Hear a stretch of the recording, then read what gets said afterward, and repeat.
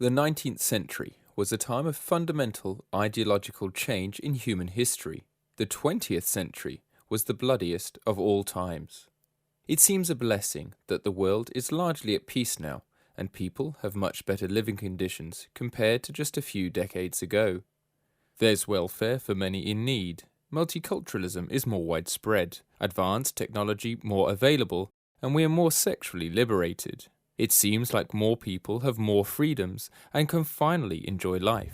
But why does it feel like imminent disaster is in the air? Why can't people have peace of mind and enjoy their blessings? Let's take a step back and consider why ISIS is acting up, mass migration taking place, and protests blooming all over the world. How do we understand the United Nations stating that the number of people on Earth must be reduced by whatever means necessary? That democracy is a poor political system for fighting global warming, and communist China the best model. The 19th and 20th century set the scene for the crisis we are in today that could have serious consequences on our future lives and freedom. Let's not follow any hidden agenda and decide for ourselves. Let's become aware of the ideology that drove the course of history for the past 2 centuries. Firstly, the Industrial Revolution, which took place between 1760 and 1840.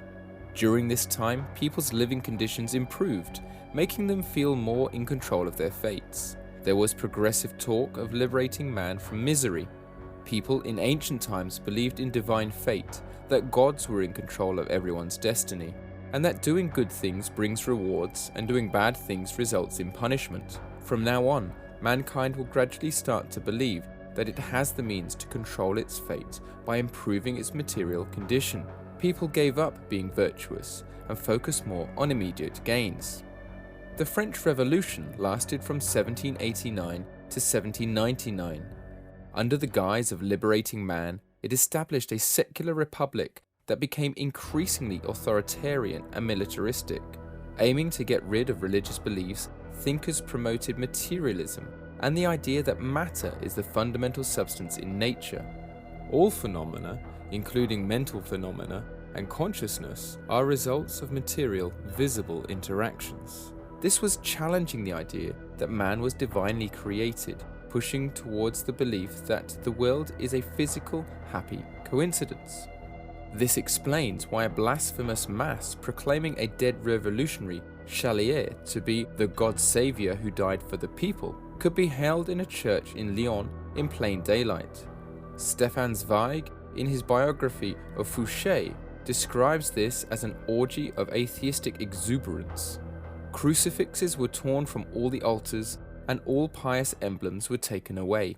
A huge crowd carrying Chalier's bust and 3 proconsuls were there masquerading with chalices, holy images and other items stolen from churches. Behind them was a donkey wearing a bishop's mitre on its head. A crucifix and a Bible had been tied to its tail to be dragged in dirt. The red flag, symbolizing blood of the revolutionary martyrs, was first used by the Jacobins during the French Revolution. Blood rituals have been central to all black religions throughout history, but usually people sacrificed animals in ancient times. From now on, it's humans who are being sacrificed on the altar of liberating man, and today people unwittingly worship these martyrs on various national red flags. A little bit later, in 1825, a British industrialist, Robert Owen, established an experimental collective community based on the principle of equal treatment for all in New Harmony, Indiana, USA. After 2 years, people started to leave as the experiment could not work.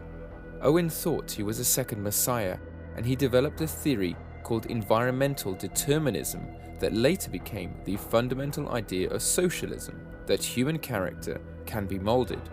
He wrote, "I now declare to you and to the world that man, up to this hour, has been, in all parts of the earth, a slave to a trinity of the most monstrous evils that could be combined to inflict mental and physical evil upon his whole race. I refer to private or individual property, absurd and irrational systems of religion and marriage, founded on individual property, combined with someone of these irrational systems of religion." Back in England, he built gathering places called halls of science, where thousands of people attended religious-like meetings that promoted equality and brotherhood, and spoke against those three evils mentioned before. Friedrich Engels started to attend these meetings in the halls of science, and wrote articles that caught Karl Marx's attention. Engels and Marx met in Paris in 1844. The two wrote the Communist Manifesto, which was published in 1848. Marx declared that communists want to abolish family, private property, religion, and nation. Communists believe that all human behavior is the result of culture, not heredity or race, and is thus malleable. Everyone has to be the same in their new world. There is no room for individuality, and the state replaces the old gods. The state claims to create heaven on earth and calls it communism. This parasitic ideology took the existing system and turned it into its opposite, as it is not able to create anything new, but only bring destruction. Karl Marx admits in his poems that he is against God and pledges his soul to the devil, as the following quotes illustrate. I wish to avenge myself against the one who rules above. We make war against all prevailing ideas of religion, of the state, of country, of patriotism. The idea of God is the keynote of a perverted civilization. It must be destroyed. Thus heaven I forfeited, I know it full well. My soul, once true to God, is chosen for hell. If there is a something which devours, I'll leap with it, though I bring the world to ruins.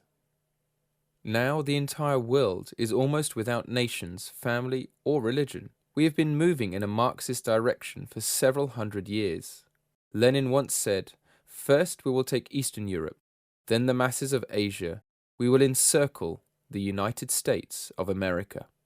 History has been moving on the lines indicated by Lenin. We have unwittingly been practicing Marxism-Leninism across the world.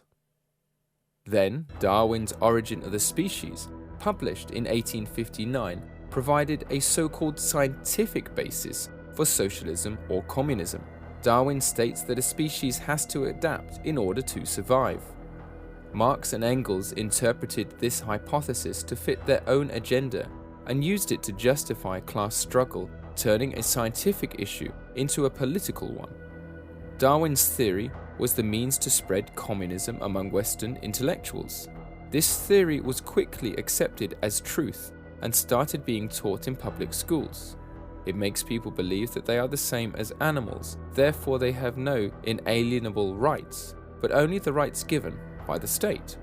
Over 514 prestigious scientists from all over the world declared dissent from Darwin's theory. They said, "We are skeptical of claims for the ability of random mutation and natural selection to account for the complexity of life.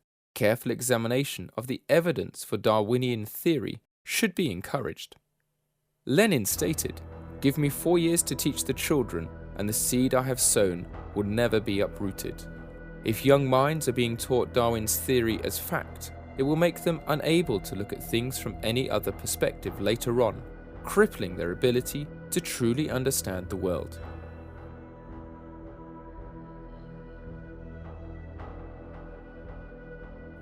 When the revolution broke out in Paris in 1871, the Communard leader Gustave Flourens declared, "Our enemy is God. Hatred of God is the beginning of wisdom." The Paris Commune was the first insight into how the communist dream kills people. Between the 18th of March and the 28th of May in 1871, approximately 20,000 people were executed in Paris in the name of communism. Karl Marx described this as an example of the dictatorship of proletariat. The American ambassador Benjamin Washburn described the communards as brigands, assassins, and scoundrels. Rising up in Paris were scoundrels of the society who were paid to rise up. Today, there are many people rising up in a similar way. According to the United States military magazine Veterans Today, ISIS fighters are paid mercenaries who come from poor conditions. They are just paid actors on the world stage. In the next episode, we will consider these questions and more as we analyze the 20th century.